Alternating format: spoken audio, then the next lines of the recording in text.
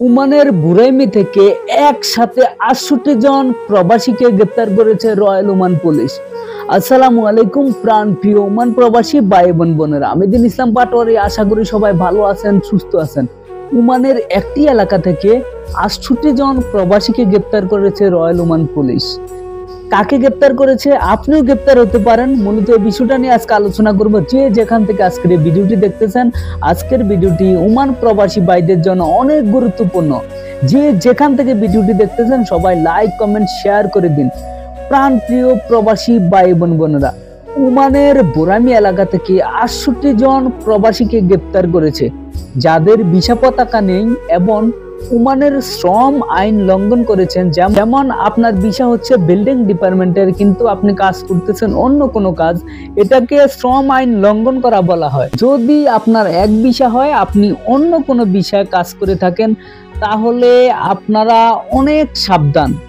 বর্তমানে ওমানের মধ্যে প্রচুর পরিমাণে চেক চলতেছে।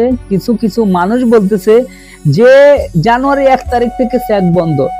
ভাই, ৮ থেকে ৯ বছর ওমানের মধ্যে বসবাস করতেছি, একটা এক্সপিরিয়েন্স আছে, জানি ওমানের আইনটা কেমন।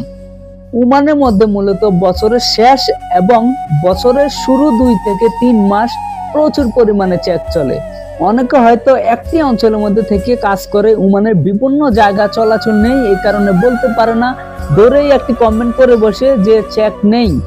অনেক মানুষকে এভাবে বিভ্রান্ত করতেছেন যে চেক নেই। ভাই, প্রচুর পরিমাণে চেকিং চলতেছে। আপনি যদি দেশে আসতে না চান তাহলে সাবধান হয়ে যান। অনেক প্রবাসী ভাই আছে, অনেক টাকা পয়সা দেনা পানা করে প্রবাসী গেছেন। যদি আপনার ভিসা পতাকা না থাকে অথবা ওমানের শ্রম আইন লঙ্ঘন করে আপনি কাজ করে থাকেন, তাহলে আপনাকে দেশে পাঠিয়ে দিলে আপনার পরিবার নিয়ে আপনি অনেক সমস্যা পড়তে হবে। তাই যারা বর্তমানে ওমানে অবস্থান করতেছেন, প্লিজ দয়া করে বিশ্বাস করুন, প্রচুর পরিমাণে ওমানের মধ্যে চেক চলতেছে। সবাই সাবধানে থাকুন। এই ভিডিওটি বেশি বেশি করে শেয়ার করে দেন, যাতে আপনার একটি শেয়ারে একটি ওমান প্রবাসী ভাই সাবধানে থাকতে পারে। সবাই ভালো থাকবেন, সুস্থ থাকবেন, নিরাপদে থাকবেন। ওমানের বিভিন্ন ধরনের কাজের খবর পেতে, বিভিন্ন ধরনের আপডেট নিউজ পেতে আমাদের ফেসবুক পেজটি ফলো দিয়ে আমাদের সাথে থাকবেন। ধন্যবাদ।